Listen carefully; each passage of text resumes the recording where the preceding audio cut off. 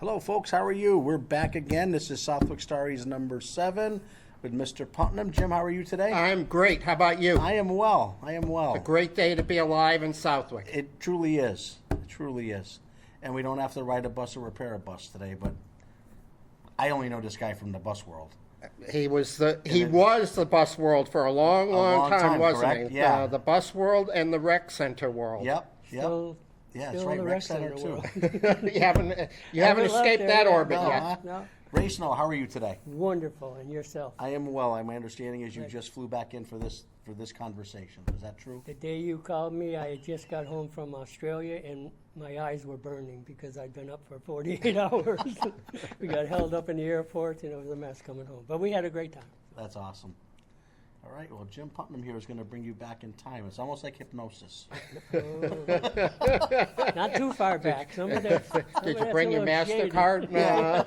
Some of that's back. Yeah. Oh. Anyways. Well, my welcome as well, and welcome back from Australia, and welcome to Southwick Stories. We've been looking forward to chatting with you. You've done some interesting stuff, and I can't think of too many people that have got a greater story of public service in the town of Southwick than you do, Ray, in a lot of different ways, and hopefully we can talk about those. But just so I don't get confused, let's start at the beginning. You grew up in Westfield, right? I grew up in Westfield, off of Franklin Street. Yep.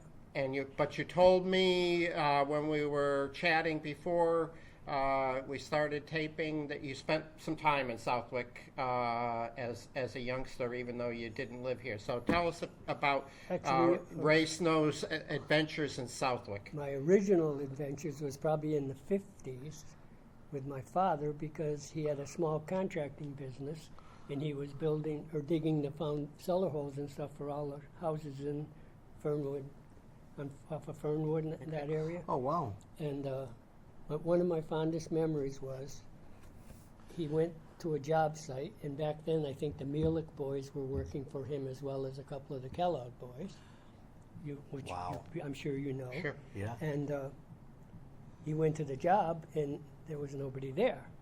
So he said, well, he had another job up on the hill going up Granville Road, so he says, we'll go over there just before lunch. As we drive up Granville Road, all his equipment is parked behind the Southwick Inn. Oh, boy. So he pulls in. We walk in the back door of the Southwick Inn, and his guys are there having lunch, and a beer, of course. But anyways, and Jackie Mealick stood up, and he says, Ray, my father's name was Ray also, Ray, we finished the job. Everything's cleaned up. Before we go to Granville, we're going to have our lunch. Father says, fine, I'll buy. So while we were sitting there, this old guy comes walking through the back door with a dungaree jacket, barn boots, and a funky hat. It's Sheriff Morpath. And the bartender had called because there was a group in the front of the building that was raising hell, and he wanted them out of there. So they called Joe Morpath. And it was like, he looked like he just come out of the barn from taking care of the cows, you know. so that was kind of funny. But he told the guy, he said, hopefully there's no gunplay. And as soon as he got that out of his mouth, the other room emptied out. So he tipped his hat, and out the door he went, and was like, who is that? Well, that's our local sheriff. That's our local sheriff. Yeah. Wow. He knew the magic words, huh, to fuse Gunplay. to solve the issue. Yeah, but forthright. after that, it was the tobacco farms. Arnold's and a few other, they used to send trucks and canvas top trucks, like the military trucks, into Westfield to pick up kids to work on the tobacco farm. So who'd you work for? I worked for Bob Arnold first, but you all remember Clay Seagull. Sure. He fired me. Well, that's a claim to fame, right? Yes, because on a rainy day they called us in because they wanted to finish a barn, so they had us come in. We worked like half the day. They were taking us home, and just one of the older kids, because I was only 13, you could only work half a day anyway. One of the older kids put a lit cigarette in the cuff of my pants. Ooh. And all of a sudden, it was like, what's that burning? And it was my pants. So this kid got off by Noble Hospital. So when the truck stopped by Noble Hospital and he went to step off the ladder, I just grabbed the bow on the top and Helped them out? helped him out the door. So Clay Siegel was riding on the bus, and it was like, okay, he says, you and your brother are probably a couple of our best workers, but he says, I can't let that go. So they dismissed me. At 13 years old, At your 13 first years Already old, getting first fired. dismissal. Yeah. I see a trend. But there was like, let's see, I worked for Bob Arnold for a while. Then we went to, what was the one that was right on the corner? Chick Arnold or Feg? Feg. Feg. Feg Arnold. I worked for Feg Arnold for 1 year. And then the following year, Hathaway and Steen was going big time. And, oh no, in between, I went to Front Page Cigar in Westfield. And Mr. Hudson had farms here also. Sure. So I worked with him here and in Westfield. But he wouldn't pay piecework. So when piecework started, then I would bail out to another tobacco farm so we could make more money working piecework. So I was quite familiar with Southwick before I moved here. I want to back up on something we talked about early on, just because I've been curious about it. You talked about your dad doing the excavation work at what is, I think it was called Fernwood Park when we were growing up. Yep. I'm not sure anybody uses that name anymore. But, that was a major development in Southwick At the time, as we were growing up. But what had been there before those houses were built there? What was on that I think that land? whole area was tobacco. It Because was there was tobacco on both sides of Powder Mill Road. Okay, so that was tobacco ground Yeah, I can't across. remember what farm that was. Because when we bought the property for the rec center, that was old tobacco Okay. Okay. So it went all through there. all through there. There And was a wow. tobacco barn right on the corner by where you turn in to go to Woodland School. There Yep. was a tobacco barn right there. Yeah, where Quinn's are Yeah. now. Yeah. Yep. Yep. So Yeah. that was what I think it was mostly all even. I don't think Powder Mill was built. When did they build Powder Mill? In the 57, 58? Mid-50s. So Yeah. Powder Mill wasn't even built yet. I think that was all tobacco land. I'm not swearing to it, but I'm quite sure No. it was. So when you worked tobacco, now we're back on tobacco jobs, but you did pretty much everything. You said you wanted to work yeah. piece rate. Yeah. Because you could earn money a little Yeah, we faster. worked with Mr. Hudson. Took very good care of us. He was a really nice guy. But when it come down to piecework, he wouldn't pay that kind of money. He didn't want to. So we went to work for someone else. But as soon as we got done, he would bring us back and help him put this tobacco in the barns or take tobacco down. Mr. Hudson, he'd pick us up at trade school with a truck at 4 o'clock in the afternoon and take us out to take tobacco down. So, I think of you as somebody who's always had a knack for working with large equipment. yeah. When did that start? What? With my father, because he had excavators and all that stuff. And in the wintertime, we had to repair it all. So that's why I started working. But he was in the construction trades for years. In fact, in 1951 or 52, he worked on the pipeline, the gas line. Wow. When it went through here, he dug all the bad hills because his machine was set up specially for digging all the hills. So they had like going up to Granville. Sure. In back of Stevens's house, Yeah. straight up the hill. That was the ones he had to do. So anyways, when he, in wintertime, he took other people's equipment in also to work on. So Where was the shop in Westfield? down behind the armory, down past the armory. Oh. It was, where Doug's farm, or the Fox's Yeah. Yeah, store, yeah. straight across Beckwith, down over the Oh, dike. yes, down and back there. Yeah, Wow. it's all changed now. There's houses and stuff. Yeah. But that's where his Yeah, right on that sharp bend, and there's a road right there to the right, across the street, and it goes down. Yeah, Yeah. yeah. I've been back there in 100 years, but yeah, Yeah, yeah. 200 for you. This is a really funny story about that area. When my parents moved out, they sold the house to a gentleman who was a lineman, electrical lineman, and he was rather a gnarly dude. Anyways, I won't mention any names, but anyways, he got a divorce from his wife, and his wife said, "Half of that house is mine." Oh no. He cut it in half. He cut the house in half and moved her half down by the Westfield River. That's your house over there. This is mine. I swear Wow. to God. Yeah. Wow. And he ended up living in the garage later. He made an apartment out of the Yeah. two-car garage, and the house was torn down. But it was like, yeah, he was a That's character. back when you could do that. When you Yeah, could- I don't yeah, think he the judge didn't- would be too he kindly. didn't go to jail for Too it. kindly Right, on that right. nowadays. But, Jeez. so you went to trade school, I went to trade school. and graduated from that, Right. and went to work, huh? My father didn't want me to go to trade school Okay.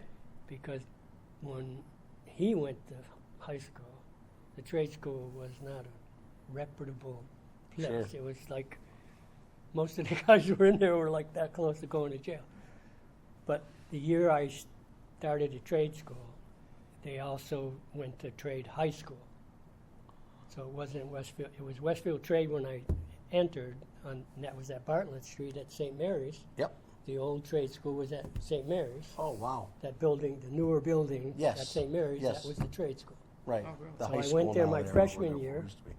And the only reason I got to go there is because one of my father's friends had gone there, and he did very well for himself. And one day we went fishing with him, and I mentioned that my father wasn't going to let me go there, and he had a really serious chat with my father, and I ended up going to trade school. So, anyways, Nice. but that trade school moved that year. They built a new trade school on Smith Avenue, and so I was a freshman at Bartlett Street.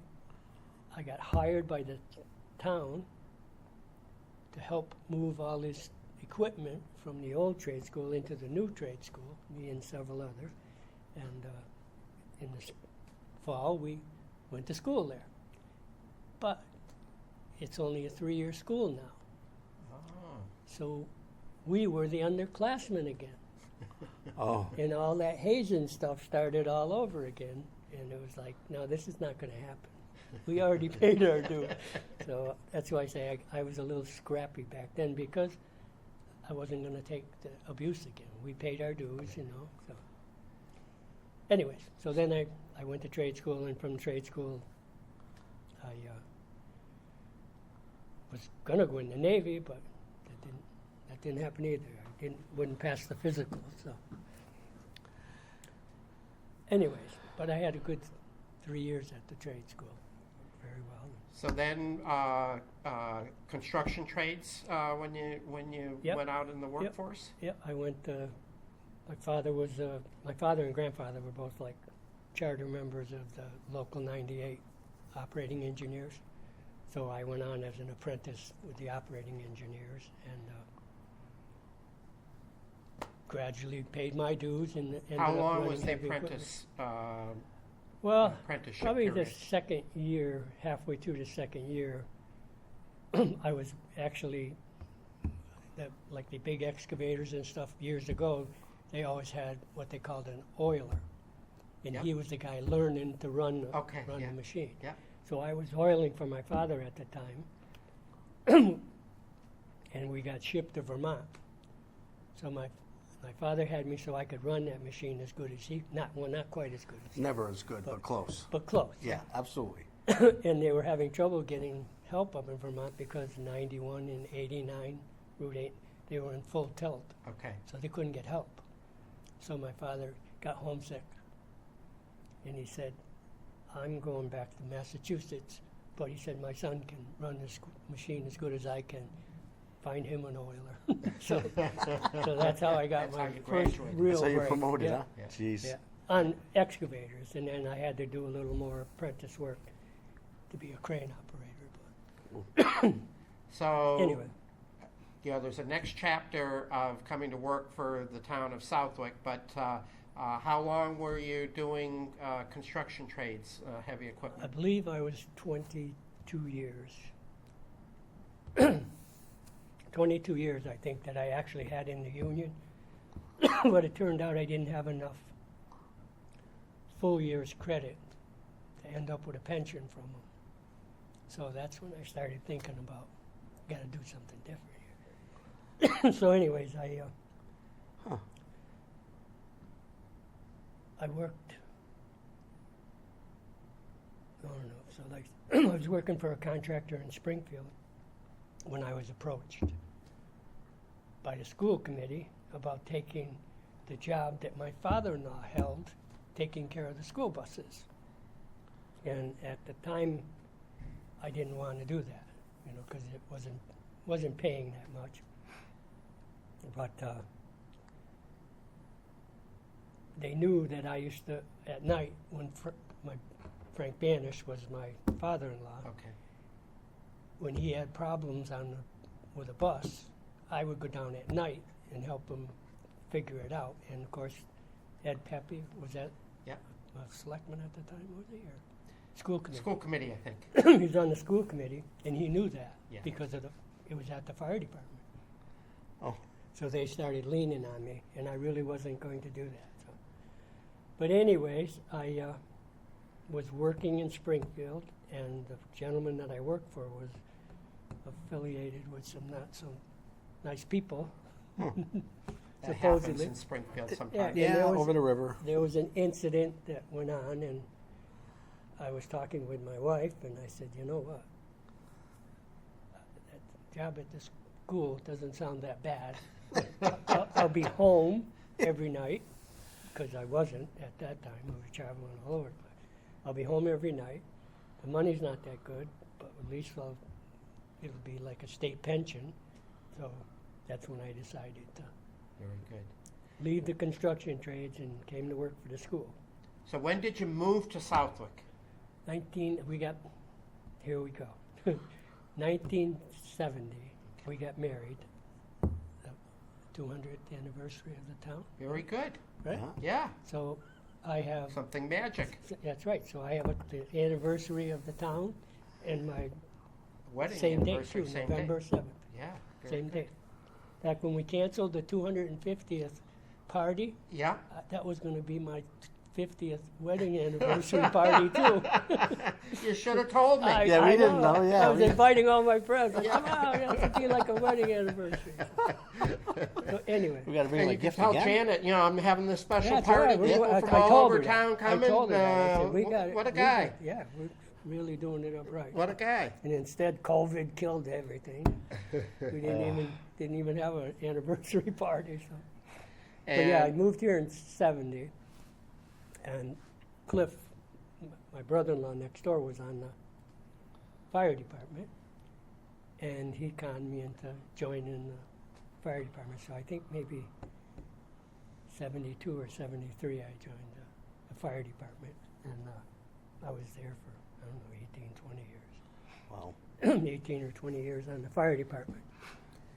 And basically, my garage for the buses was in with the fire department, so like when there was a call, I would scoot out and fire up the trucks and stuff, pull them out for the ambulance, for the people coming in. And just for sake of our listeners, so at that time, and correct me if I'm wrong, but what is now the police station was a combination town hall, fire department garage with 3 bays in Yeah. the front, yeah, and then around back a school bus garage. I had 3 bays, and then the water department The had water the last department one. had Yeah. the last Yep. 3 bays Yep, so- on there. So it really was, as people want to picture where this was and why you could be firing up the Jack of all fire trades, yeah. apparatus, Yep. waiting for the drivers to get there. That's how it happened. Yep. And like I said, I was having some issues with my back at that time, and when it was time to move from there to the bus garage that is now, I decided, well, I stayed on the fire department because we had to work so close together all the time that I figured that would be a good thing for the fire department. But when I left there, that's when I retired, because it was tough for me to get up at 2 in the morning and actually jump into my boots and get out the door, because I was having some trouble with my back. So that's when I retired from the fire department. I think a lot of people now don't understand it, but with a volunteer fire department like that, when you got called out in the middle of the night and you were out working for several hours, maybe all night, Yep. you got home in the morning, work was not canceled for that day, No, right? still had to go to work. You had a cup of Still coffee, had to go to changed work. clothes, Yeah. and went off to whatever you were supposed to do. And, Yeah. there wasn't a lot of tolerance for No. No, and because of the school, I mean, there's still school. Yeah. You still had to get the school buses out. So how many years were you in charge of the school bus program, maintenance program? I don't know. 28, I believe. 28. Yeah. What a record. Yeah. What a record. 28. But started off, they didn't call it. I ended up as transportation supervisor, but when I started, it was head bus driver. Okay. And they didn't they didn't do their own really serious repair work. And when I finally decided that I was going to go take the job, Lou Joslin was superintendent. Yeah. So I went to the superintendent and Kenny Johnson, and I said, I've thought about your offer. And I said, I'm thinking seriously of taking it, but you have to make a deal with me, a one-year contract, and if I can save you a lot of money on repair work, we renegotiate the next year. Well, I saved them a ton of money because most everything they got repaired in the garage. Of course, Mr. Prifty and a few other people were angry at me, like the wolves, because I took a lot of work away from them. But it was funny because the first day that I started to work there, they told me I had 13 buses. I found 7. It was like, and now it's the week before school. I said, where are the buses? What do you mean where are the buses? You said we have 13 buses. I only count 7. Well, 4 are over here. I said, well, school starts next week. We need the buses back, So that's when I told him, I said, I can save you a lot of money on repairs, but you have to compensate me. There has to be a better deal. So they were honorable. They lived up to their commitment, and I decided I was going to stay The rest is until I history, huh? retired. Yeah. And you did. So as head bus driver, in the beginning, did you have your own route, or were you just a backup I was driver? like the number 1 sub, basically. Yes, yeah. Yeah. So, but probably a lot of days you did have to drive, huh? Oh yeah, Yeah. many times, Yeah. many times, because somebody call in sick at 5 o'clock in the morning. It's like Game on. game on. Although I did have a couple of really good subs, one of them being Norma Baker. I could call her at 5 o'clock in the morning. She would be there for 6, and she would look like a brand new $20 bill still. You know what I mean? It was like, no matter when or where I called her, boom, she was there. And there were several others, but she was special. So how many different superintendents and business managers did you work with over the 30-year period? 5 superintendents. So you started with Joslin. Then Jerry. Was it Jerry Fortier that took Yeah, it? it was. Yeah, you got a And better then memory when, than me. when he left, there was another tall, slim guy. I can't remember his Okay. name because he didn't stay very long. Okay. He was gone. And then who came in after him? trying to remember. It's all right. It's all Anyway. right. We can look things like that up. But you worked Yeah. with a lot of different people Yeah, and, and then- and a lot of different school committee people over that period of time. But only three. Because Kenny Johnson was business manager, and then it was Paul Pettit Paul Pettit for a long time. for yeah. a long time. I think he was still business manager, and then Steve came in after him. So the business manager stayed around a little longer, but the superintendents, they didn't stay that long for some reason. There was another one in between, but I can't remember. So the old garage down there was new when you moved in it? At the school? Yeah. No, That was already there. maintenance for the school. Gotcha. But it was just full of junk. Right. I mean, we took out like 15 loads of stuff to get the school buses in there. They added on a little bit to it. Yeah. So That's when what- was the move over there to the Woodland campus? In the 90s, I think. Okay. Yeah. Okay. Did you get to have a lot of input into how they set that up? Yes, So, yes. I worked with the, actually, it's kind of like gone full cycle now, because when they originally built that, Lower Pioneer Valley Collaborative put up the funds, Oh, really? and we paid them back. Okay. That's how Wow. they kind of escaped some long-term grindouts with with the town Okay. by going to them, because they could spend their money basically how they felt like doing it. So anyway, so we worked out a deal with them. And so I worked with between the contractor and Lower Pioneer Valley Collaborative, because they had a yard themselves that was similar to that, like where we put the cages for the buses. Yep. That was kind of like their blueprint. So. I have to imagine that was a much better facility to work in than the old town garage. Yeah, quite a bit. Quite a bit. Quite a bit, yeah. Yeah. And of course, the parking area and stuff for the buses was all gravel, and when we put the new yard in, it was all paved.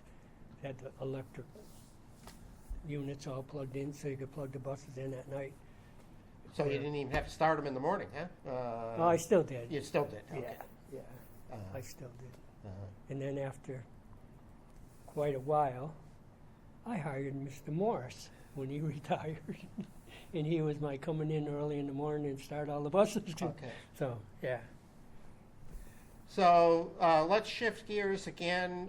You've had a lifetime involvement with the Southwick Recreation Center. Mhm. And tell us how you came to be involved with that and some of the things you've done with that organization over the years. When I first got fished in, I guess I'd call it, Mr. Carl Maloney was on the board of directors for the rec center, and the rec center really wasn't super big. They had the fields, which Red Homes and them put together, but there was no, from the school, the driveway going into Woodland School to the driveway going into the American Legion was just woods. And anyways, my son was on the fire department baseball team with your kids, I believe, Yes, with yep, Jimmy, yep. anyway. And Carl Maloney, at one game I was coaching, and Carl Maloney came and sat next to me one afternoon, and we're talking about the kids, which one's your kid? And I was like, oh, this one here. He said, yeah, he's a pretty good ball player. I said, well, he's still a little afraid of the ball, but he says, what do you think of our organization? I said, this is really nice, and he says, well, we could use help, so he kind of drafted me, working, helping out around the fields and stuff, and then it just kind of ballooned from there, and then we had the bingo with the fire department, and the rec center we're building that new building, or getting ready to, so we were running bingo. One Wednesday, we ran bingo for the fire department.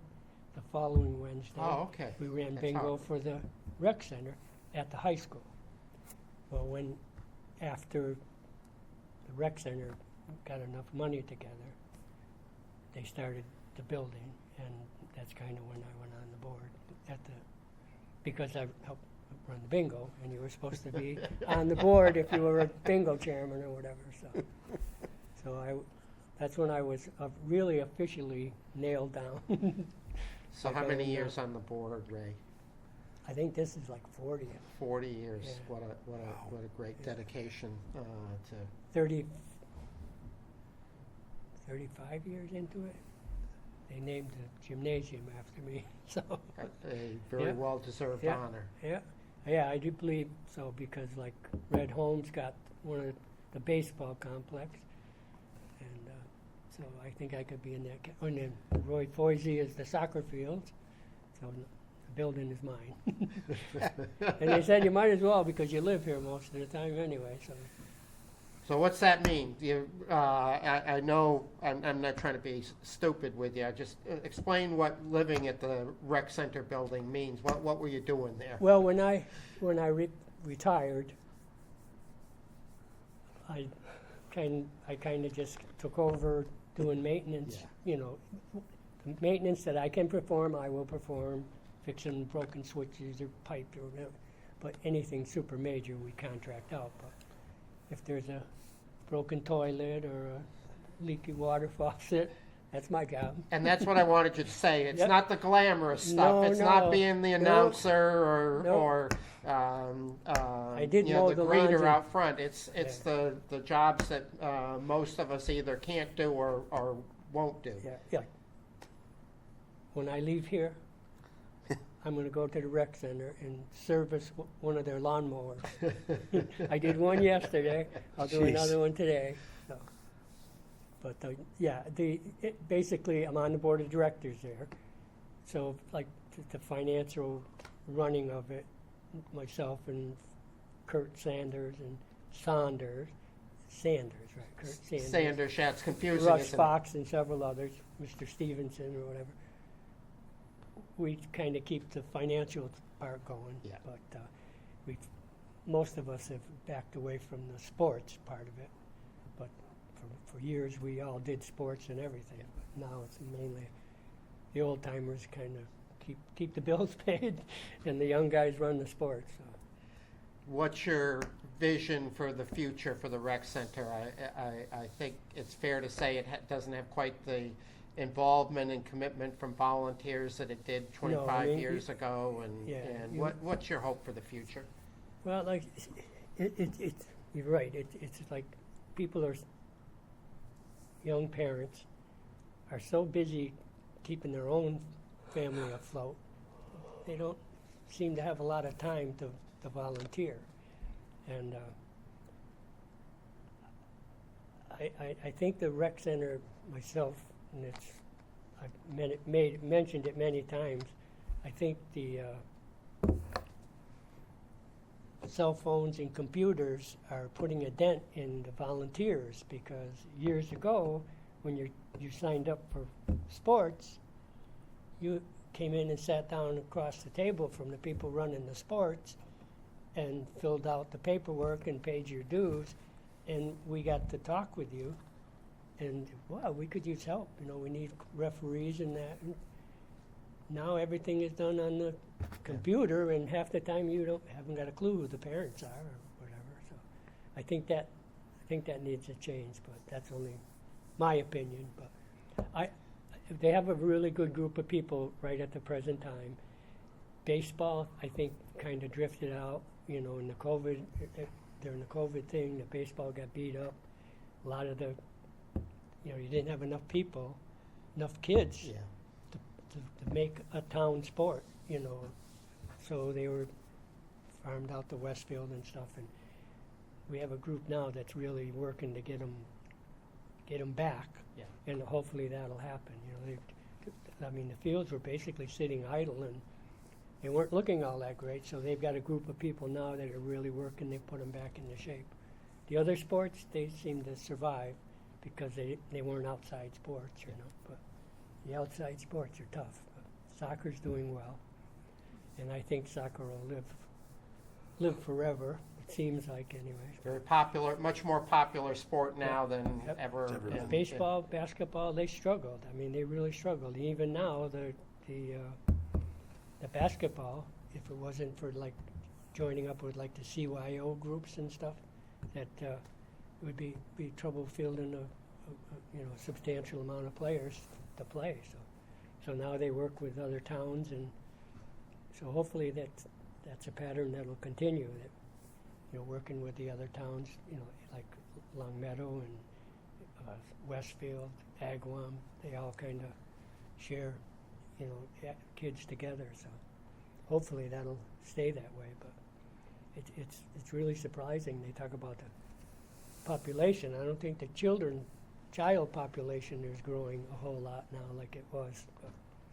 But we're surviving, and I think we haven't, like you said, the people behind myself and a few other older people, I think there's some good young people coming in that will pick up the slack. So. And if anybody else is listening to this, Please more come welcome, and see us. right? Yes, we could use more board members. Always use more board members. Board members with children in the program. Yeah. That's what you really, really need, because they know what's going on. Yep. Really, so. Yeah, it's kind of hard when you're, in my case, your grandchildren have outgrown Absolutely. the programs. Yep. Yep. That's like now. I mean, the kids that are playing now are grandchildren to the kids that we had. Yeah. It's like, or great grandchildren even sometimes. Wow, how'd that happen? So the other the other institution here in town that I think of you and your wife as being longtime, leaders in is the Our Lady of the Lake Church. And what can you tell us about that? I'm sure you grew up Catholic and. Well, no, I didn't. No, you didn't. Okay, so there's a story. Nope, I grew up Protestant and went to the Second Congregational Church in Westfield. And my grandmother was the pillar of the church, the first church in Westfield. And I met Janet, whose brother moved in across the street from me in Westfield. And she used to babysit the brother's kids. And that's basically how I met my wife. That was a sneaky way of finding Yeah. out how he and Janet Got together, Yeah. So anyways, I forget, I think it was her high school, I don't remember, it was high school? Yeah, it was high school prom. I ended up taking her to her high school prom, and the rest is history. The rest is history. And so when you got married in the yeah, Catholic but- Church. I wouldn't, at the time, I wouldn't convert because my grandmother was like up into her hundreds, and I figured if I join Catholic Church, she's going to have a heart attack and die, and it'll be my fault. So I waited. In fact, the priest at our church one day asked me to join the Knights of Columbus, and I said, don't you have to be Catholic for that? And I thought he was going to faint. He said, what? I said, well, I'm really not Catholic. He said, well, you're a better Catholic than most of the Catholics. Yeah. So I said, and I told him the story. He laughed. And he says, well, he said, when you're ready, you just tell me. I would gladly invite you in. So after my grandmother passed, I did. So now my wife was principal at the Catholic St. Church, Mary's, right? because when we went to get our license or set a date with the church, she was just graduated from Westfield State, and the priest basically said, I'll tell you what, she says, I'll give you a date for your wedding if you sign a contract to teach school here. And then he said, I'm just kidding, he said, I'm not blackmailing you, but he said, we are looking for a teacher. And he asked Janet if she wanted the job. So she worked there for 35 years, Wow. As principal some of that time, right?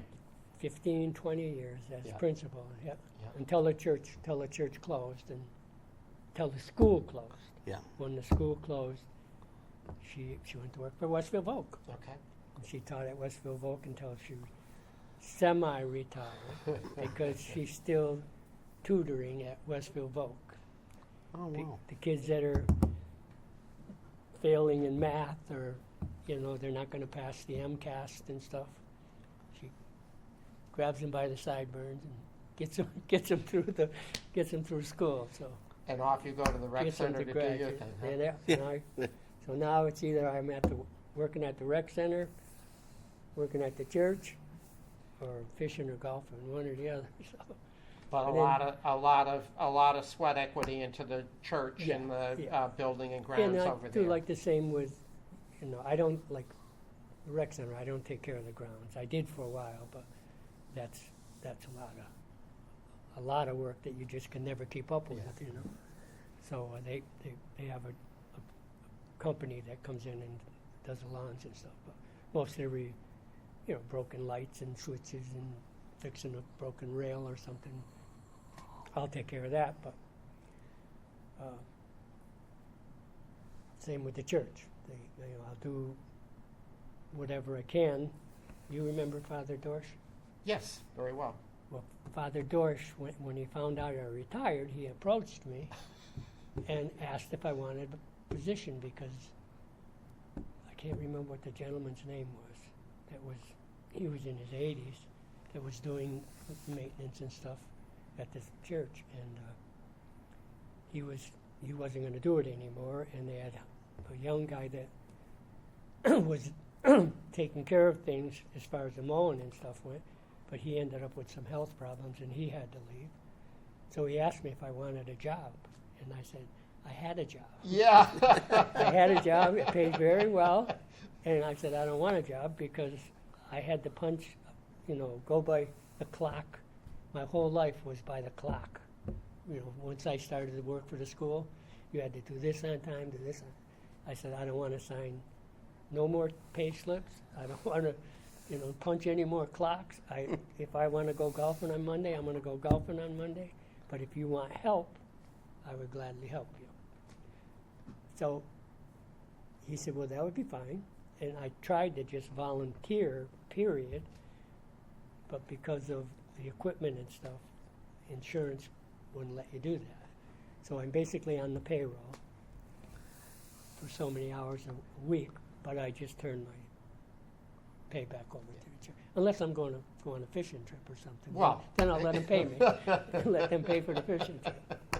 But yeah, like I said, I don't need a job. I don't want to punch a clock. I don't want to fill out time slips. I want to go where I feel like going. So. I got one last question, and then I'm going to turn it back to Joe because he's probably saved up a question or two as we've wandered around here this afternoon. But so a lot of time, lifetime, getting to know and working with and interacting with all sorts of people in the town of Southwick. Are there 3 or 4 colorful personalities that you remember fondly from all that? People that, they may have been very ordinary people that you just, enjoyed interacting with over the course of that time.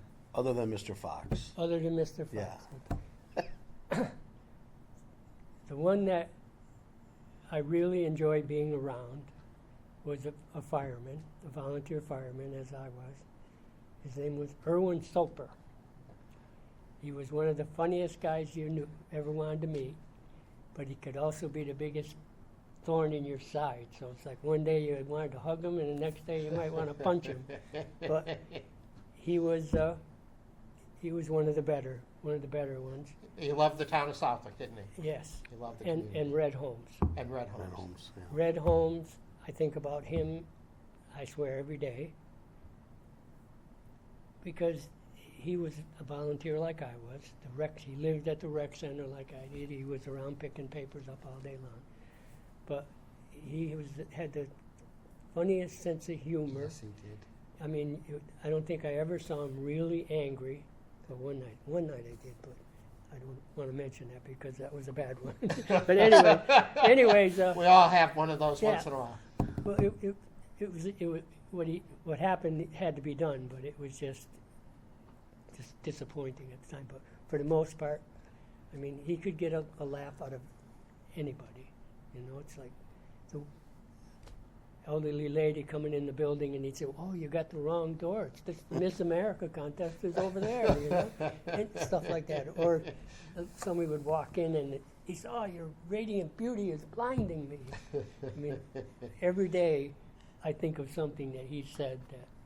He should have been in sales. He never He was, he but was, he that's did right. have the Well, no, the you could- touch. he was kind of in sales because, like, I'm sure being Putnam Farms, you knew anytime there was something going on for the Rotary Club or the police department or the rec center, he was out. Could you help us? Soliciting. You know, Yeah. That's how the rec center fields got built. Yeah. I mean, a couple of guys like him went out and they begged and borrowed and stole this stuff, and the rec center was born, you know. Yeah. But there was half a dozen guys on that committee that, I mean, they basically They had finagled everybody. they had a vision, Yes. but they were willing to. They were persistent as all hell, and they were hard workers. They were willing to go after Yep. it. And, Yep. I don't think we could start anything like that Probably not. in today's Yep. era. But they because there was a lot less money floating around back then than Yeah. there is today. This- one of the things, you'll appreciate this. The Soper guy, his son is the water department. Yeah, water guy, department, right? yeah. Well, anyways, it was the day of the Fireman's Carnival, the Friday night of the Fireman's Carnival, and Pioneer Dairy always left their cooler open so we could get ice and stuff, you know, to ice down all the coolers and stuff for the food booths and the beer garden for the firemen and all that. We went to get ice, and the compressor had died, and there was no ice. So the guy that worked there, he said, you know, I probably won't get it going until tonight. So he said, I don't think he'll have ice for tomorrow. He said, why don't you try Hood's? They got a big walk-in ice freezer. So, okay. So me and Soper, Cliff Stone, and all our kids loaded up into a truck, and we headed for Hood's. Pull up to the dock, and Soper gets out. He walks over to the guy at the dock, and he said, who do I have to see to get some ice for the fire department? And the guy said, you can't get ice here. And Soper said, you misunderstood my question. And the guy said, what? He said, I asked you, who do I have to see to get ice, not to be refused? And he said, well, you probably have to go to the main office. And he says, how do I get there? So we went to the main office. The guy turned us around and said, you tell that guy to fill that truck up till there's ice flowing off the sides. And we did. So the kids are all riding. This is before they had this law where you couldn't ride in the back of the truck, right? The kids are all sitting in the back of the truck Nice. throwing snowballs on the way home. But we got our ice. Well, I fibbed. I want to ask one last question because you triggered it. Tell us about Fireman's Carnival, Yeah. because that's a happy memory for many of us, but I think it stopped probably 15 years ago. It's been a while since we've had a Fireman's Carnival in town. So tell us about Fireman's Carnivals. Fireman's Carnivals, most every town around here, except the big cities, had volunteer fire departments.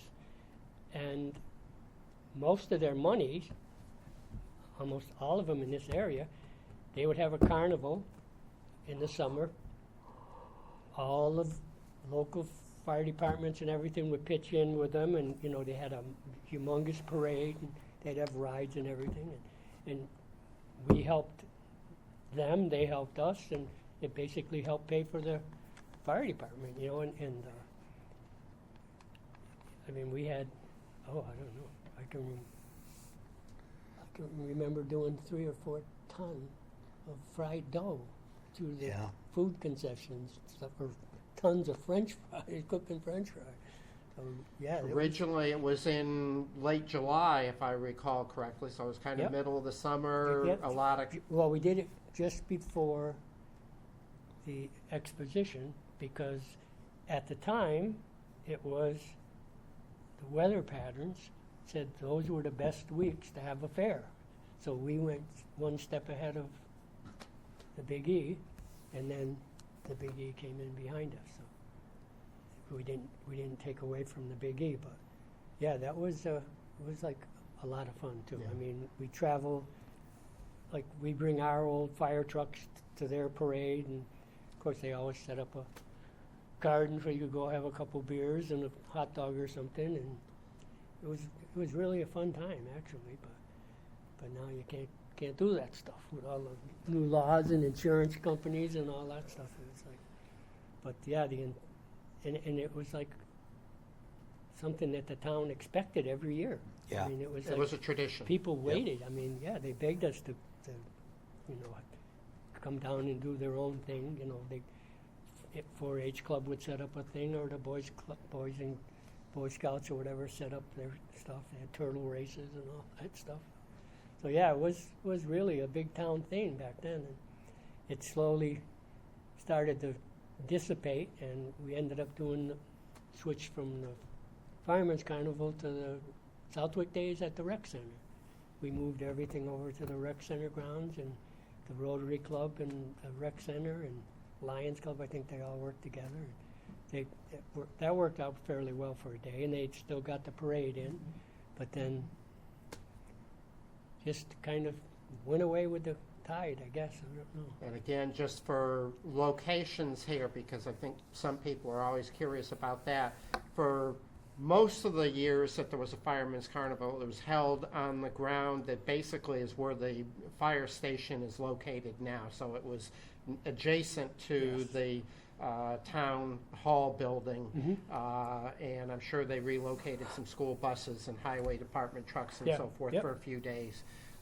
And parking was across the street where the depot court is now. There was lots of Wow. Yep. good parking on the Yeah, grass over Depot there. Court wasn't there to start with. yeah.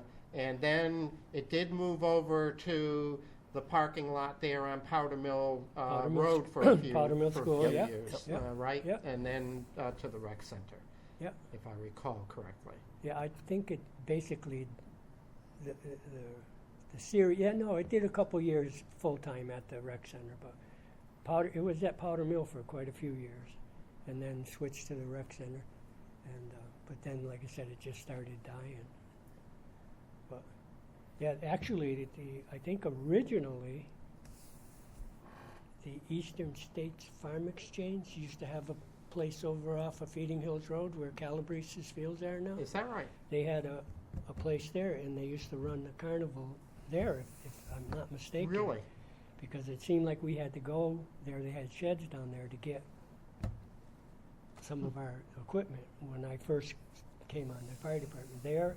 And like you said, that tobacco barn that was on Powder Mill Road, that's where they stored all their Oh, okay. booths and everything were in there. So we'd go over and load up the trucks and bring them back here and set up. Was the Firemen's Association building built back then, or was that It during was when I came, Must have but been it brand was, new. it was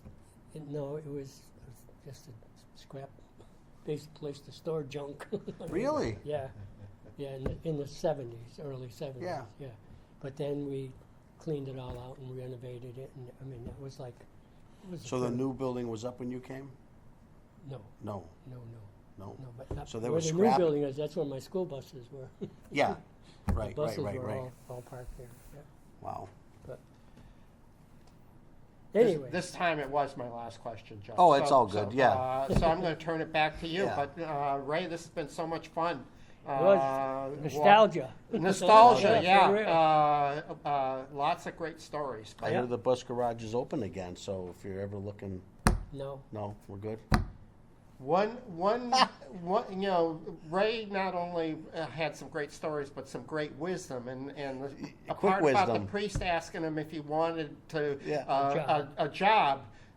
Good advice to retirees. Don't take any more jobs. Say you'll volunteer and you'll Yeah. do it on your terms, but don't take any more job No, I mean, I offers. had a lot of construction companies and stuff around here that said, why don't you come to work?